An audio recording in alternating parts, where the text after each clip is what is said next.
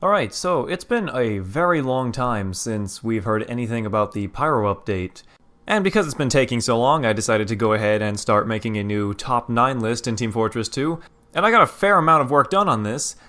And then they go and release some balance changes that they're going to implement. Great!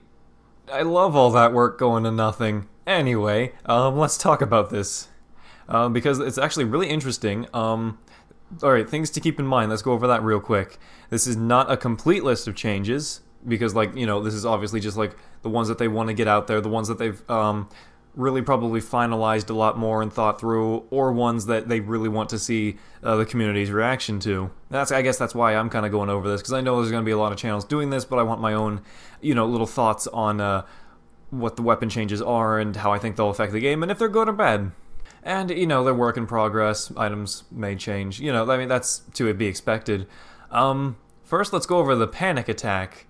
Now, they go over briefly that the panic attack is hardly used at all, and the reason for that is the fact that you can't store the shots. I mean, you can hold them now, which I think was a really great update that they did a while back, but you can't store them when you switch between your weapons. And you can't really interrupt the firing, which is a big problem for Engineer, even though the panic attack is arguably the best for Engineer out of the classes it's available to. Heavy can get some use out of it. I don't know why Pyro would ever use it, but yeah, let's go over the new design that they're working on here. So it starts with a 50% faster switch speed. That's nice, honestly. This is what's interesting right here, is 50% more pellets and 30% less damage. So it's almost like a force of nature at this point. That's what it really reminds me of. So it seems like at medium to long range, it might be a direct downgrade from the shotgun, but at close range, it's going to be a beast. Fires a wide, fixed shot pattern, regardless of server settings. Now what that means is probably if you have bullet spread enabled or disabled on your servers, it's not going to affect the panic attack, which I think is something completely unique to this weapon. I don't think I've ever seen that before. So that's going to be interesting. The shot pattern grows with successful shots while holding down the attack button, but resets after you stop firing or reload. So it seems like the shots are going to be stored, you can switch your weapons, and to actually fire it, it's not going to fire automatically, or you don't have to let go of the trigger button, you hold it down. Now, as for the shot pattern, they're basically talking about the bullet spread. The bullet spread is going to become larger the more shots you're hitting with it. And, I don't know, in theory that sounds like it could be interesting, but in practice that might not be the best. In fact, the way I would have it is, since it's the panic attack, the idea is that you're in a really bad situation, it takes you a moment to get oriented when you're caught off guard, right? I would prefer it if it actually became tighter packed the more that you shot with it. Because that way, when you're freaking out and you're like trying to adjust your aim, you're still hitting a couple of those little side shots, but as you orient yourself and get yourself together, you're starting to pack it together and do more damage. I would like that much better instead of, oh, your aim is already dead on, but it's going to become gradually worse.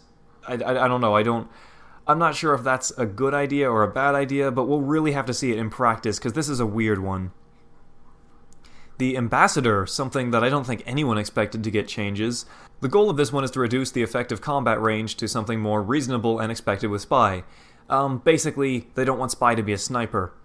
The first shots are no longer perfectly accurate. Okay, that's fine by me, I guess.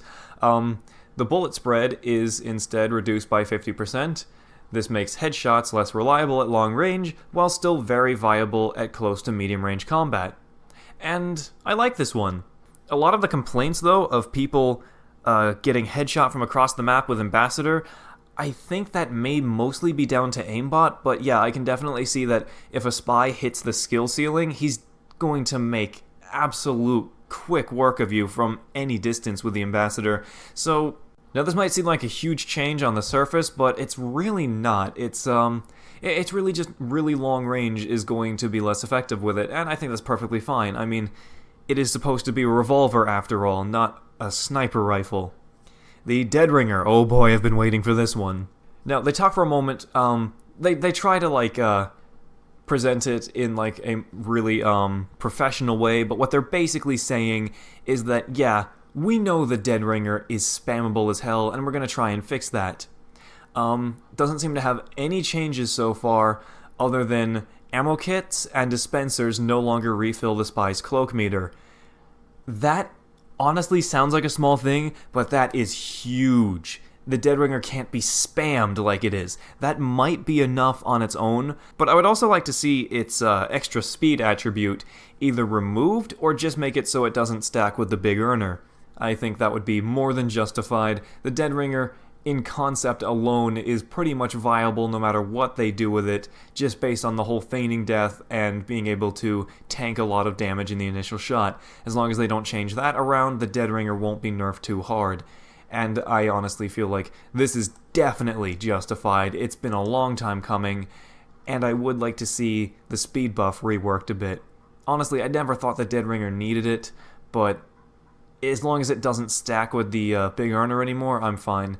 The Your Eternal Reward, and I never thought this one really needed to change either, but luckily instead of nerfing it, it actually seems like it's going for more of a buff. There are some nerfs, but first, they removed the cannot disguise penalty. When I first saw that, it's like, what are they thinking? That is how the Your Eternal Reward functions. That's the one thing that made it unique.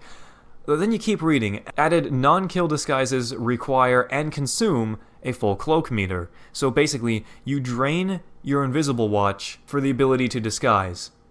And that's just for the kit. If you actually stab somebody with Your Eternal Reward, you're still going to get free disguises and instantaneous disguises.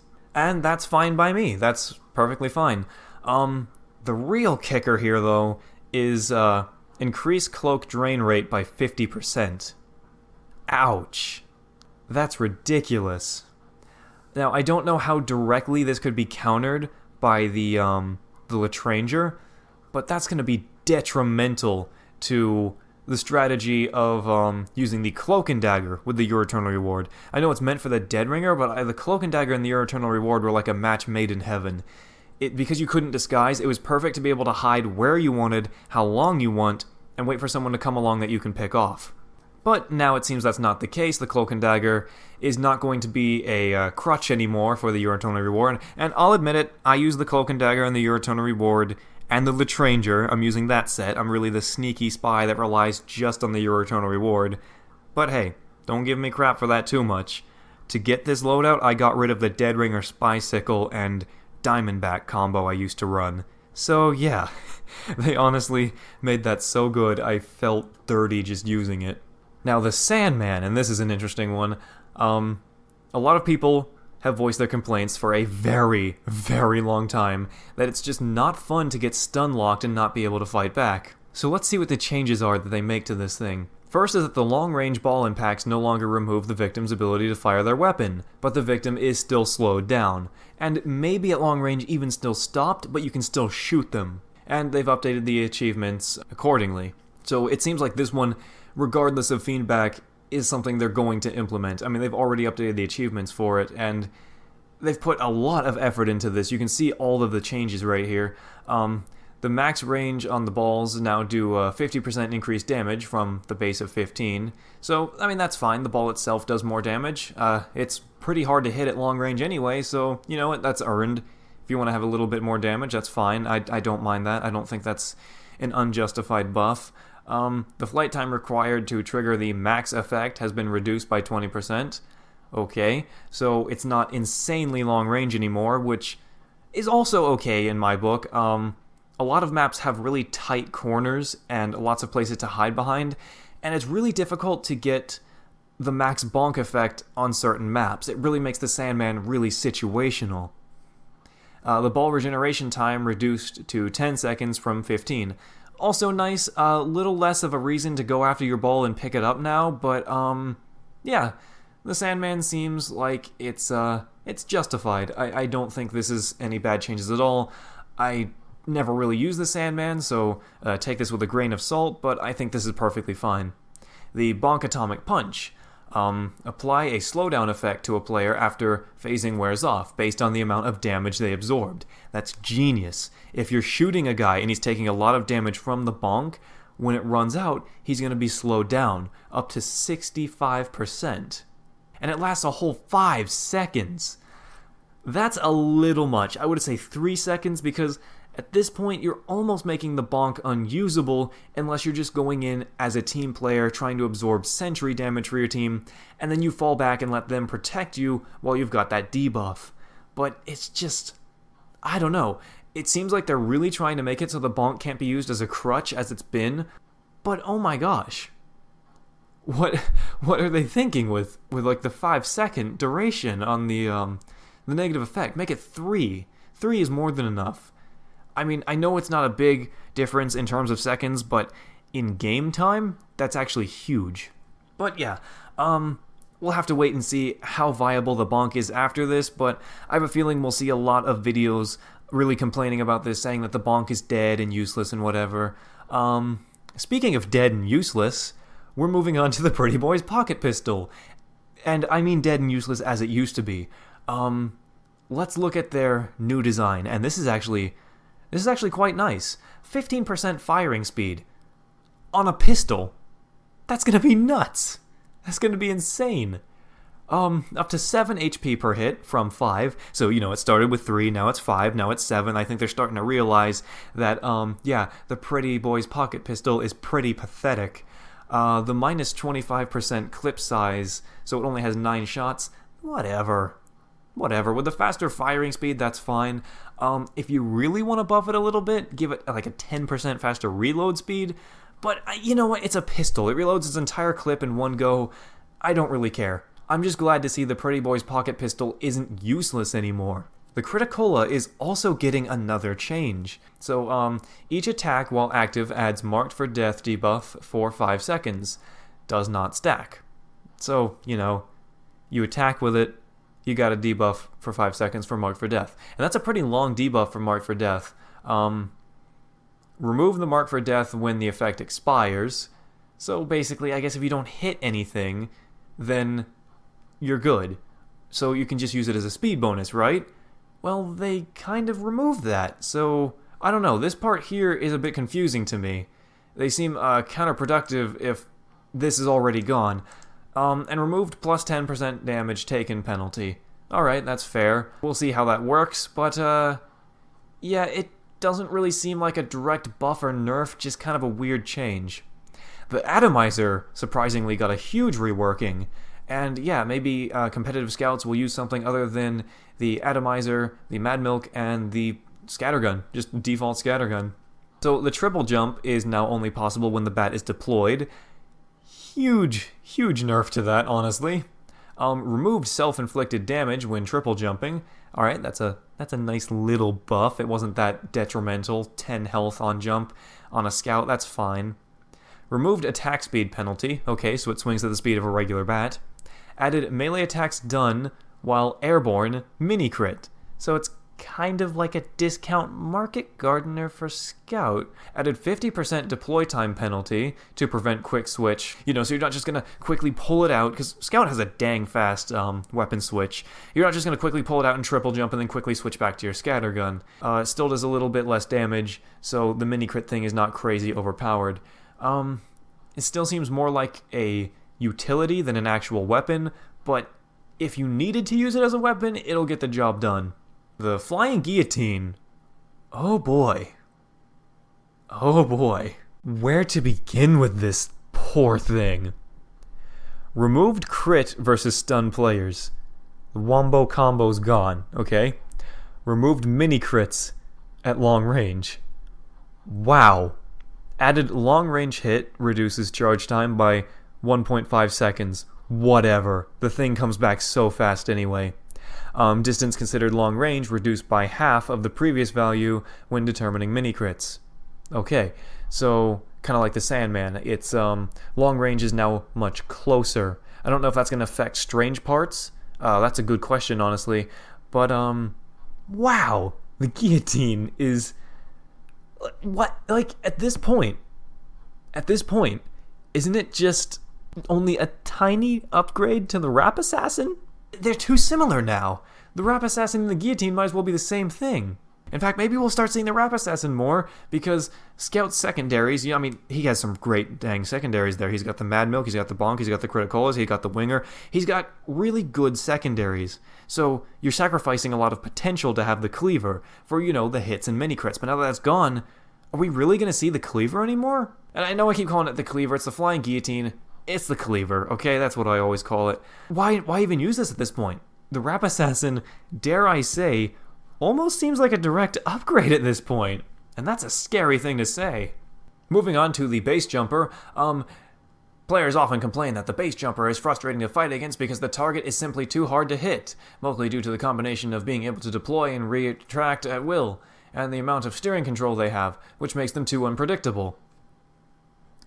Where are they getting these complaints?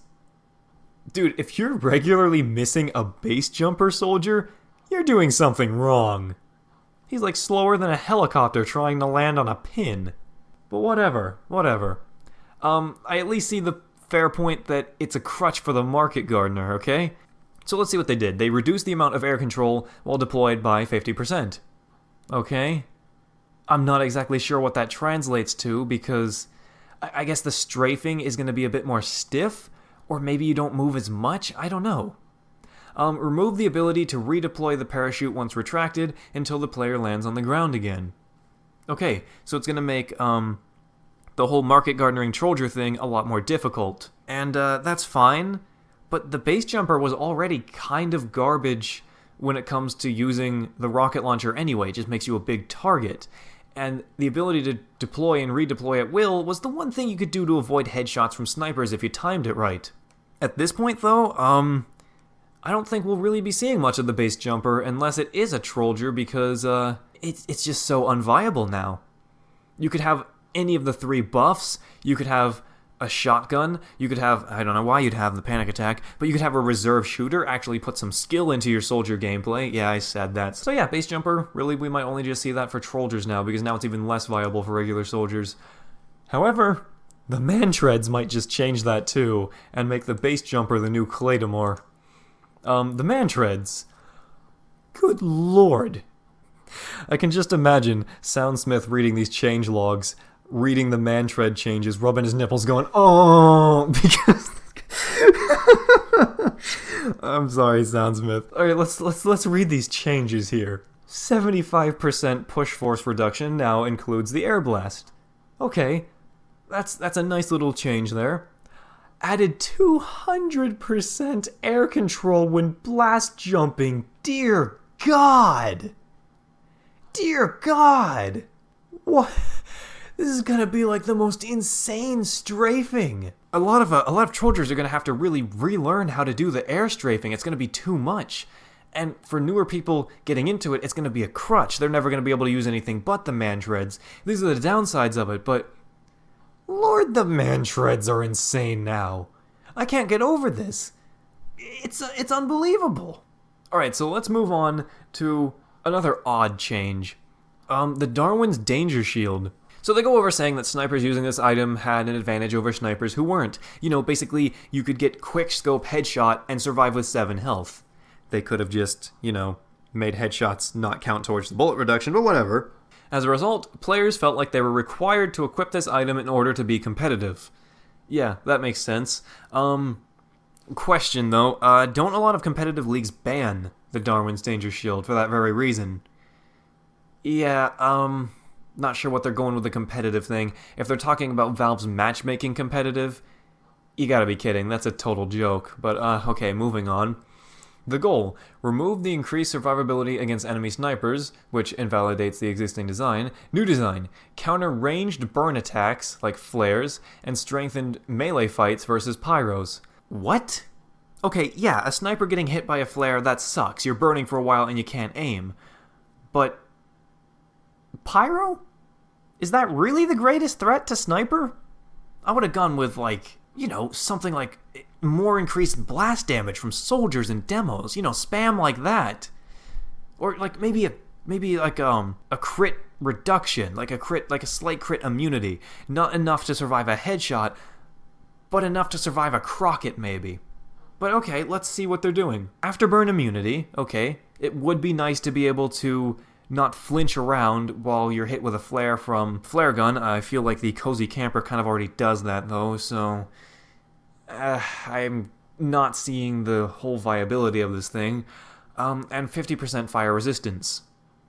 Okay, yeah, snipers are absolutely god-awful at fighting pyros. I would know. I use the Cleaner's Carbine and Bushwhacker combo, and pyros are the one thing that always kill me. But I can't exactly do that if I'm wearing a danger shield now, can I? I mean, I guess you could still use the Girardi of the Sleeper in comparison with the Bushwhacker, but okay, you have to fully scope for the Girardi to be reliable, or at least partially scope, right? If he's Girardi'd at that point and he's coming up at you, right? He's already taken a good amount of health gone, like up to 150. Say he's got, just 25 health left, right? Or maybe he only took 100 damage and he has, or maybe he took like 120 damage and he has somewhere around like 60 or so health left, 65. Okay, so what would you rather do? Would you rather pull out your melee at additional time and try to strike him down with the knife that already gives you fire vulnerability? Or would you just no-scope him with the Sleeper again and finish him off that way? I'd no-scope him. I mean, what are you thinking? Yeah, the whole Cleaner's Carbine and Bushwhack is really for larger targets, to try and make up for the fact that the Sydney Sleeper can't headshot. So I'm not really seeing the whole viability from my standpoint. I'm sure there will be snipers that have a much different playstyle that could get some use out of this, but this is such a strange change to this. At least it's not the Darwin's dumbass shield anymore. So, the Razorback. Reduced the effectiveness of pocketed snipers in stalemates and standoffs, primarily for competitive play, obviously. Added a minus 100% overheal penalty, so he can't be overhealed at all while wearing the Razorback. And to that, I say, whatever, who cares? I mean, he's a sniper. I get why that's a problem in competitive, but if anyone's complaining about this in casual, get your priorities straight. You shouldn't be being pocketed by a medic if you're a sniper. Shield regenerates after 30 seconds. I actually like that one. You don't have to run back to the resupply cabinet, which on some maps may be close by, on others may be really far away. This adds more of a universal, regeneration rate to it. Like, is it really worth running all the way to the resupply cabinet and then running all the way back, or just waiting for it to come back? I like that. I like that change. So, yeah, Razorback. I'll give that a thumbs up. That's a good change. That's a good change. Both the overheal penalty and the shield regeneration for competitive and casual. The Vita Saw. This is a confusing one. Okay, added organs collecting concept. Hit someone with a saw, and out pops a vital organ, which you then take and hold. Each hit with the Vita Saw harnesses the victim's organs, shown in the HUD. Added on death, preserved 15% uber charge per organ harvested. This effect caps at 60%. So, some simple math will tell you that 4 organs is going to be the cap. So it's basically an Islander for the medic. That's kind of cool, but instead of giving you extra health, it helps you restore more of your uber. But 60% of your uber? I mean, yeah, we need something that can contend with the Uber Saw for viability. I mean, really, the Solemn Vow I can see be used occasionally, but most of the time it's nothing but the Uber Saw, and no one uses anything else. So it's kind of cool that the Vita Saw is getting a bit of attention here, but really, does the Vita Saw need a buff to 60%? I mean, competitive's already complaining about the measly 15%, and I wonder if it still takes your health away, but, 60 is a bit much, and instead of buffing all of Medic's melees, maybe just add a nerf to the Uber Saw? I mean, I think the swing rate and the Uber thing is fine. Personally, I would make it so it's 20% Uber on hit and no random crits. I think that's fair. Keeping the swing speed penalty too, or maybe having the swing speed penalty be 15% instead of 20. Crusader's Crossbow. This is a bit confusing, so let's just go over it simply. Uber charge gain rate reduced in the same way that the Minigun's healing is reduced, and therefore, Uber charge build rate is based on the last time the target was in combat.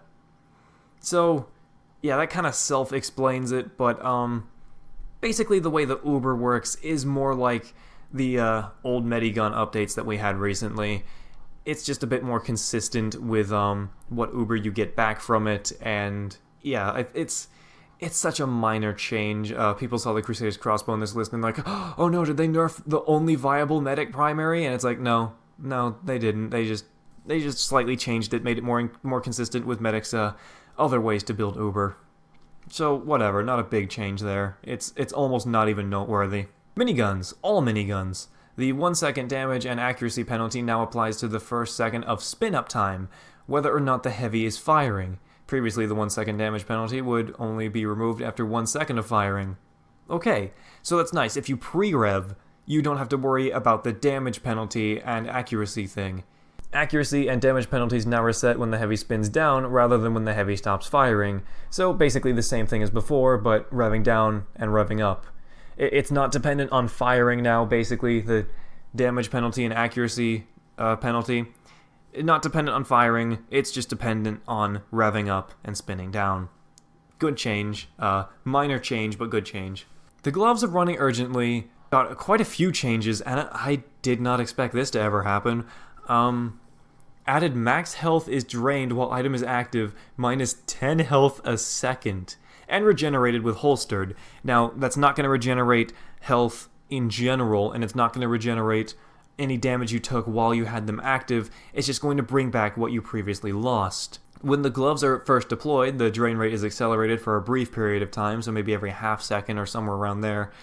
You're no longer marked for death, and they removed the damage penalty. So you can actually, punch people with it, but you're still draining health.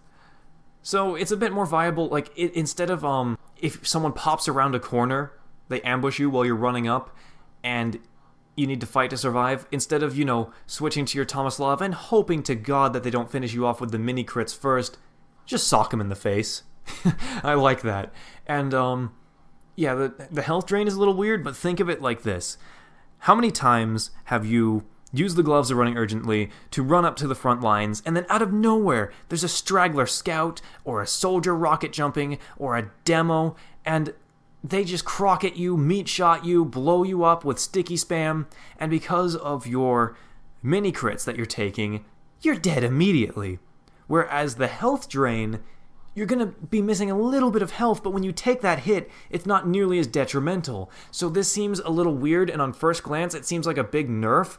This is actually a really good buff for what it's already used for. They're not changing the style of it, they're improving its effectiveness at being a utility, and also making it a little bit more viable as a melee itself, so you don't have to, feel like you need a fast-acting Tomislav to justify using the gloves of running urgently. Or, just the stock minigun. They're practically identical. You'd be surprised at how little of a change it actually is. But, yeah, good change.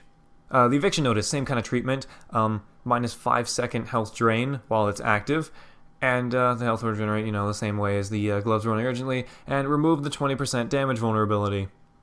So, basically, the Eviction Notice is just, once again, a watered-down version of the gloves running urgently, and now it's really just a watered-down version. Like, there were reasons to use one over the other depending on your playstyle, but right now it's just like, yeah, I don't know how I feel about that. It seems like they're trying to combine the two weapons slowly, and I really want the Eviction Notice to have more unique stats. I don't want it to be a side grade to the gloves of running urgently, especially with how good they are now after this slight buff that they're getting. I don't know what they've been doing with the Eviction Notice, but it doesn't seem like they quite know what they want to do with it yet. The Fists of Steel. Added 40% overheal reduction while active, and added 40% healing rate penalty while active. Basically, you're not pocketed with the Fists of Steel and being a long-range tank. You're going to use it more as a escaping tool than an attacking, which, that's fine. That's what the Fists of Steel really should be used for anyway, so I don't mind these changes one bit. Now, the Rescue Ranger, something I've personally been wanting to be nerfed slightly, not heavily, but slightly for a while, and they've gone and done it. Ranged repairs now consume metal. So, at a 4-to-1 health to metal ratio, so repairing 60 damage costs you 15 metal. Now, maybe what I'd do with this is, maybe a slight little nerf to it is, you decrease the amount of, metal you get back from your dispenser while you're holding the Rescue Ranger, so it's not quite as spammable, and so that your ammo pool's not as refilled as quickly. Or maybe just make it so while the Rescue Ranger is being held, you can't regain metal from dispensers anyway, because you can still turtle the hell out of this thing. You're just not going to be as effective with it. It's a slight nerf. I think it needs a tiny bit more of a nerf, because the Rescue Ranger really just is the only viable shotgun for Engineer if you're going to be in like competitive play. So yeah, I think it needs a little bit more of a nerf, but so far this is a step in the right direction. And yeah, that's really it. We're not really seeing anything that we were hoping for, like the Flog, the Claymore, the Ullapool Caber, you know, the really crap weapons. I thought there were going to be some Machina changes, but keep in mind, this isn't all of them. This is what they're showing so far. I think they just want feedback from the community to see if they're doing the right thing, and I think for most of these, yeah, they're doing really good balance changes. Some of them are questionable as hell, but for the most part, it's shaping up to be, dare I say, a good update. I am very wary to say that, because every time someone does, the update ends up being garbage, so kind of expect failure at this point, but there's at least hope. There's hope for the update, and I don't want to get super excited for it, but I'd be lying if I said I wasn't a little bit excited to see what other weapon changes there are going to be in the future, and how the Pyro update's going to come out, / Jungle update. I really want to see the new maps more than anything, but yeah. Anyway, those are my thoughts on it. I know this isn't my usual style of video, but, you know, I just wanted to put something out, because I was putting so much work into that top 9 list, and this has kind of changed quite a few things around, so, you know, might need to do some editing on that. It's going to be in production a little bit longer, and that's really why I haven't been making a lot of them, because I've been waiting for the Pyro update to come out. Of course, the second I get sick of waiting, we start getting some real news about it, so yeah, that kind of sucks on my end, but hopefully you enjoyed this video. But yeah, I won't ask you to subscribe in this video. I'll ask you to go ahead and check out some of my other content, because this isn't my regular style here, but I thought I'd go ahead and make this. And yeah, that's really it. So thanks for watching. All of you have a good night, and well, I hope to see all of you old subscribers and even some new subscribers in the next one.